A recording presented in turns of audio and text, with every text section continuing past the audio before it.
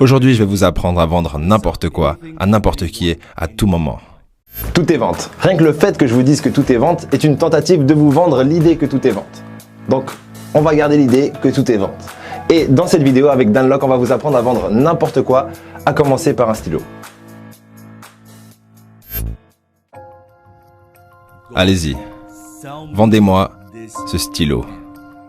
Aujourd'hui, je vais vous apprendre à vendre n'importe quoi, à n'importe qui, à tout moment. Maintenant, quand il s'agit de vendre, quand il s'agit de boucler une vente, il y a tellement de techniques et de méthodes. Aujourd'hui, je vais partager avec vous 3 secrets puissants que vous pouvez utiliser pour vendre n'importe quoi à n'importe qui. Le tout premier secret est le suivant.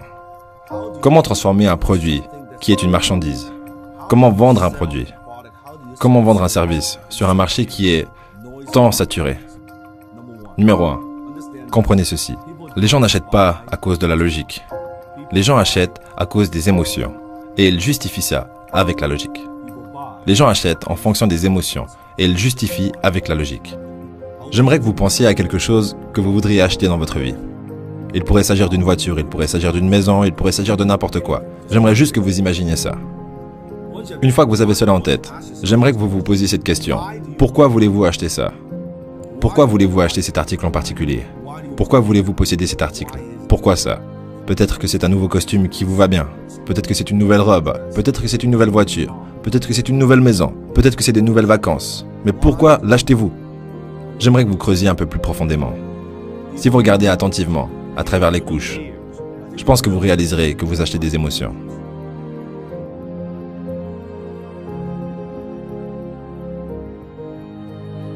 T'es pas sérieux?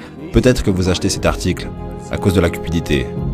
Vous voulez gagner de l'argent ou vous voulez économiser de l'argent. Ou c'est peut-être à cause de la générosité. En achetant cet article, vous aiderez d'autres personnes. Avez-vous remarqué parfois qu'il y a des entreprises où si vous achetez ce produit en particulier, elles donneront une certaine somme à des œuvres de bienfaisance? Peut-être que vous l'achetez à cause de la générosité. Peut-être à cause de la honte. Comme, si je n'achète pas ça, je vais avoir l'air idiot. Si je ne possède pas ça, je vais avoir l'air idiot. Ou peut-être que c'est à cause de la peur. Comme, si je n'achète pas ça, je vais rater quelque chose. Je ne veux pas rater ça. Peut-être que c'est une échappatoire que de partir en vacances. Que votre travail de 9 à 5 vous rend fou. Et que vous dites « Oh mec, j'ai besoin de temps libre ». Peut-être que vous le faites et l'achetez à cause du besoin de vous enfuir. Quelles que soient ces raisons, ce sont très souvent des raisons émotionnelles. Alors, vous achetez en raison de vos émotions et vous le justifiez par la logique. Alors pensez-y lorsque vous vendez quelque chose à quelqu'un. Si tout est vente, pour être un bon vendeur, il faut être un bon psychologue. Et pour être un bon psychologue, il faut réaliser que la majorité des décisions qu'on prend ne sont pas basées sur la logique, mais sont basées sur notre système émotionnel. Et notre système émotionnel a été créé à travers toute notre vie. Les traumatismes qu'on a vécus, notre éducation, les systèmes de croyances que ça a généré et notre ADN en partie. L'objectif serait de comprendre le fonctionnement de votre système émotionnel. Quand vous aurez compris votre système émotionnel, vous aurez compris le système émotionnel de la plupart des gens. Ce qui fera de vous déjà un meilleur vendeur. Vous ne parlez que de caractéristiques et d'avantages. Qu'est-ce que cette chose fera pour vous? Ou est-ce que vous appuyez sur ces boutons émotionnels? Dans 2 mois, vous regretterez de ne pas en avoir pris plus. Je me souviens d'une fois où j'étais à Harry Rosen, un magasin de vêtements. Très connu, c'est pour hommes et haut de gamme à Vancouver. Je suis entré dans le magasin et j'étais passé par la section Tom Ford. Et le vendeur s'est approché de moi et a dit « Monsieur, puis-je vous aider ?» J'ai dit « Non, merci, je regarde seulement. » Il a dit « Faites-moi une faveur. Mettez ce costume. » Maintenant, à l'époque, je n'avais jamais porté un costume de Tom Ford auparavant. J'ai beaucoup de costumes, mais je n'ai jamais porté un costume de Tom Ford. Il a dit « Faites-moi une faveur. Mettez ça. » J'ai dit « Ok. » Je l'ai mis. Il a dit « Comment vous sentez-vous ?» Eh bien, on s'y sent plutôt bien. D'accord. Essayez aussi ceci, enfilez ce smoking. J'ai dit d'accord, c'est plutôt classe. Il a dit oh, c'est magnifique. Il a dit monsieur, êtes-vous un fan de James Bond? J'ai dit qui n'est pas un fan de James Bond? Il a dit vous voyez ce costume ici, ce smoking? C'est exactement le même costume, le même design que celui que James Bond porte dans Casino Royale. Vous savez cette scène où il jouait au poker? Putain, c'est stylé, non? Et avant même de m'en rendre compte, j'ai acheté ce putain de smoking. Et c'est beaucoup d'argent, ça coûte beaucoup d'argent. Et si vous y pensez, Qu'est-ce que j'ai acheté? J'ai acheté des émotions. Ce que j'achète que lorsque je porte ce smoking. Je me sens bien. En tant que fan de James Bond, je me sens comme James Bond.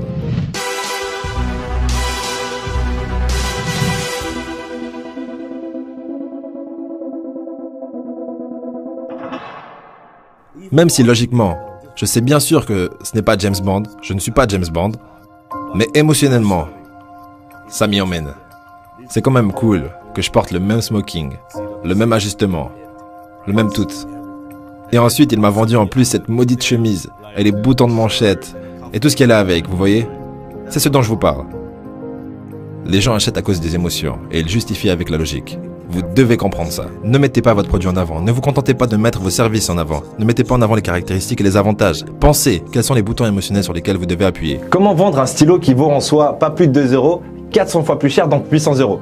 Dunlop va répondre à cette question dans quelques secondes, mais avant ça, analysons 3 approches à la vente d'un déodorant. La première approche sera la moins efficace et la troisième approche sera la plus efficace. Première approche, parler des caractéristiques du déodorant. Donc en gros de la composition. À ne pas faire, ça n'intéresse personne, à part le créateur du déodorant peut-être. Deuxième approche, parler des bénéfices. D'ailleurs, beaucoup de marketeurs nous disent parler des bénéfices, pas des caractéristiques. C'est juste, mais c'est pas ce qu'il y a de plus optimal, parce qu'un bénéfice pour moi n'est pas forcément un bénéfice pour vous.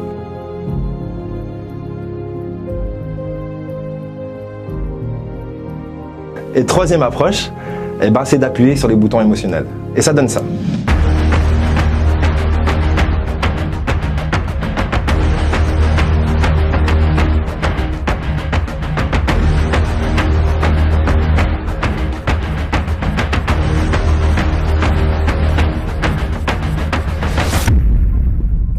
Assez puissant, n'est-ce pas? Même si vous comprenez que ça n'a aucun sens, ça n'a absolument aucun sens, ça donne quand même envie à votre système émotionnel justement d'avoir de l'axe.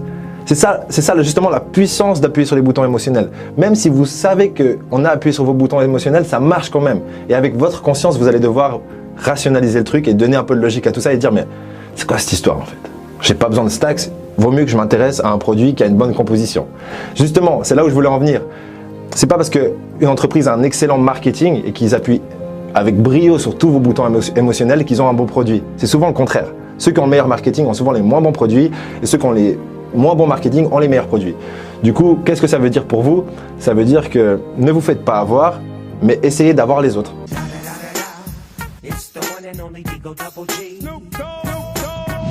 Numéro 2. Les gens n'achètent pas pour rentrer dans quelque chose. Ils achètent pour sortir de quelque chose. Cela signifie que les gens, très souvent, ils achètent quelque chose parce qu'ils ont un problème qu'ils veulent résoudre. Ils veulent acheter ce moyen de résoudre ce problème. Les gens n'achètent pas de perceuse, ils veulent un trou dans le mur. Donc, pour quelle chose les aidez-vous? Quel problème aidez-vous à résoudre? Quelle est cette chose que vous devez comprendre? Donc, je dis toujours que le montant que vous gagnez est directement proportionnel à la profondeur à laquelle vous comprenez la douleur de votre marché. Le montant que vous gagnez est en proportion directe par rapport à la profondeur à laquelle vous allez et de votre compréhension de la douleur de votre marché. Alors vous devez comprendre quelles sont les douleurs que les gens ont et comment les aider à les soulager. Alors pensez-y. 2 choses rapidement que vous devez absolument être capable de faire pour mieux comprendre la souffrance de votre marché ou de votre entourage. Si vous n'êtes pas entrepreneur, la première chose, c'est de surpasser vos propres problèmes.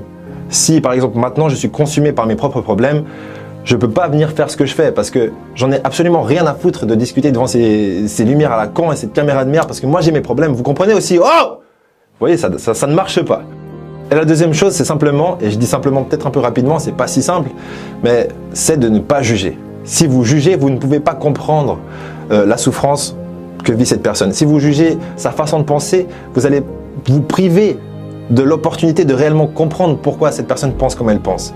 Et un bon vendeur est un bon psychologue et un bon psychologue est un bon vendeur. Donc vous devez comprendre, vous ne devez pas juger. Numéro 3. Les gens n'achètent pas de produits ni de services. Ils achètent des histoires. Parce que lorsqu'il y a autant de choix sur le marché, sur Internet, sur n'importe lequel des produits de votre choix, il y a des centaines et des centaines de choix. Comment vous démarquez? Comment ajoutez-vous des émotions à une marchandise, à un stylo?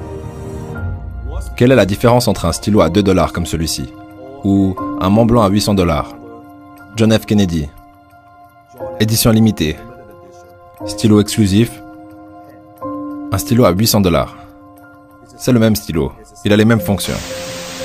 L'histoire. I think we are a great country, but we can be a greater country.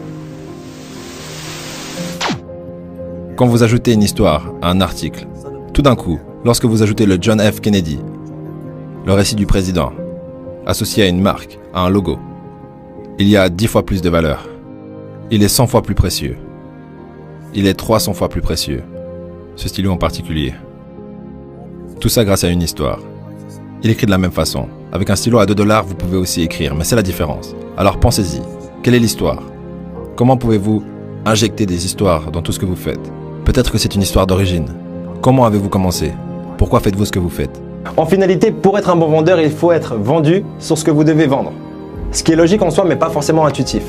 Et qu'est-ce que ça veut dire fondamentalement? Ça veut dire que vous devez être persuadé que la meilleure façon que vous avez d'aider la personne qui est en face de vous, c'est justement en lui vendant un de vos produits ou un de vos services. Maintenant, je réalise que c'est pas en vous balançant 10 000 stratégies en pleine tranche que vous allez pouvoir les appliquer dès le lendemain. C'est pour ça que je vous redirige sur le livre de Dale Carnegie qui s'appelle « Comment se faire des amis et influencer les autres ». Le titre est pas extraordinaire, mais le livre est incroyable. Et d'ailleurs, je vous le propose en livre audio dans la description sur audible.fr. Et oui, c'est un partenariat, mais qui sera bénéfique pour tout le monde, surtout pour les gens qui profitent des livres audio, parce qu'il n'y a rien d'autre que l'éducation pour passer de la motivation à la réussite. Du coup, je vous laisse en profiter et je vous dis au prochain épisode.